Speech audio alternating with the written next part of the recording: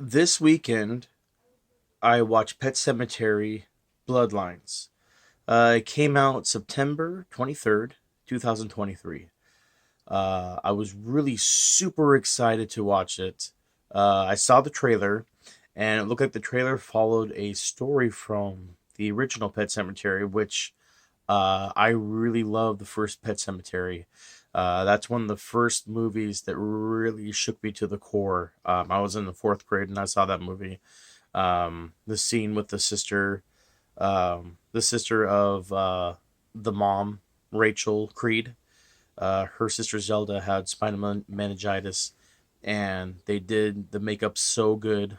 It was just super scary. So that movie kind of held a special place in my heart because I couldn't watch it all the way through.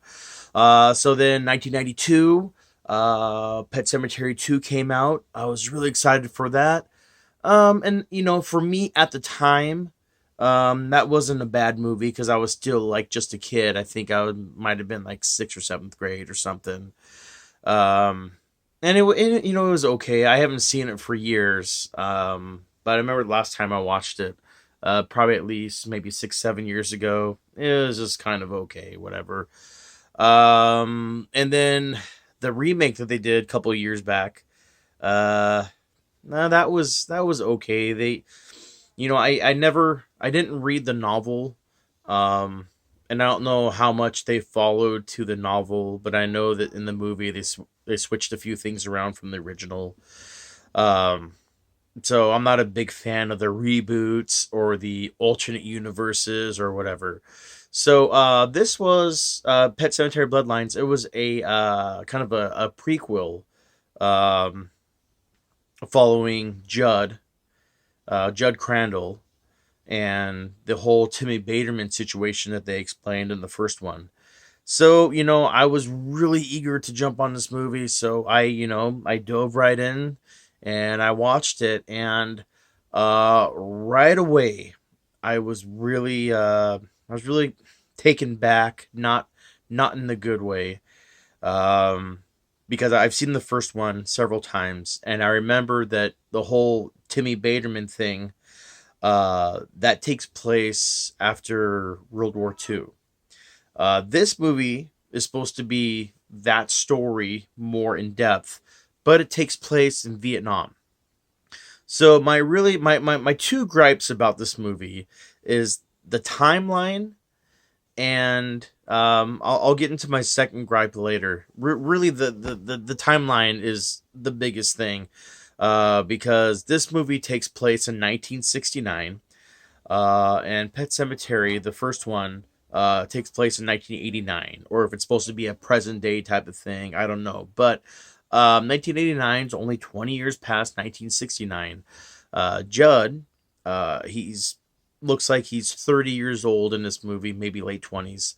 The first one, he's like a 70-year-old man. So that really kind of that took my focus away from the movie, because right away it just kind of like, okay, this isn't being true to the material. But so I started watching it, but I was still really interested in it because I do like the franchise. So watching it, and here comes my second gripe. Uh, when the people come back from the pet cemetery, they just look like normal people. They have some dirt on them, but they talk and they articulate, and it's just like they're normal people. So um in the first one, when the people came back, like, you knew definitely, okay, there's something wrong with this person.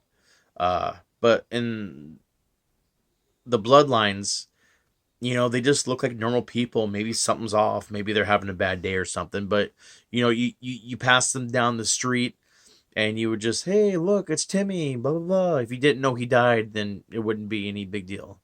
um they they missed an opportunity to really gore it up a little bit. Now, I'm not a huge fan of like huge gore and blood, but they could have done a little something else with the makeup.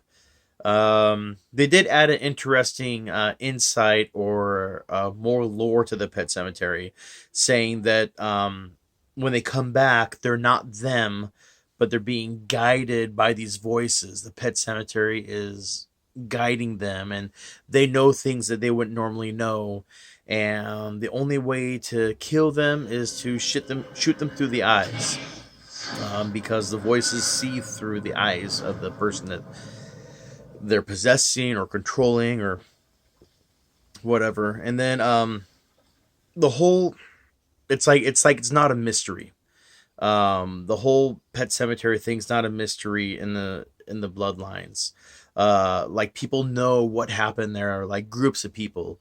In the first one, it was just Jud that knew about it, and he slowly let Lewis Creed know about it. But this one, like the whole town knows about it because it's like Ludlow, the town of Ludlow. Um, it's generations live there, like generations of the same family descendants, so they all know about it. And it's like the secrecy and the creepiness. It wasn't. It was a good watch for me because I like the franchise. And it was an easy enough plot to follow to where you didn't have to see the first one. But if you saw the first one, it's like a reward type of thing because they go into that story um, of Timmy Baterman coming back. Um, so overall, um, I think this movie kind of falls in the middle for me. Um, you know, it kind of, I think the acting's real good. Um, you got Jackson White playing playing Jud Crandall, which I don't know him from anything, but he seems like you know he does okay job. Another character is Norma, which is a new character to the franchise. It's Natalie Allen Lynn plays her. It's Jud's girlfriend. Timmy Baterman, played by Jack Mulhern. Um, us as an audience don't really know anything about Timmy, other than a few minutes from the first movie. Don't know really know his personality. Bill Baterman, played by David Duchovny. I think everybody recognizes him from the X Files and other movies. Uh, he does pretty good. He's a really standout actor, so he does pretty good. Um, but yeah, so I mean, the movie falls right in the middle for me. The acting's good. The storytelling is good. Just they kind of messed up the timeline, and they could have done some better effects with the people that came back. But they didn't ruin the franchise in any means, and they can still bounce back.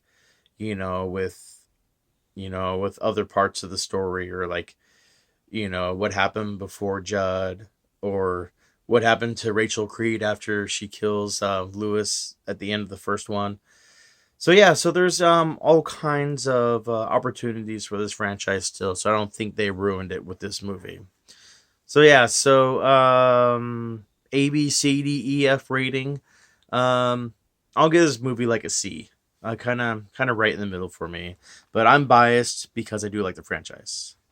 Um, Thank you for watching, and let's get this up to 25 subscribers, guys. We're at 21 right now. 25. See ya.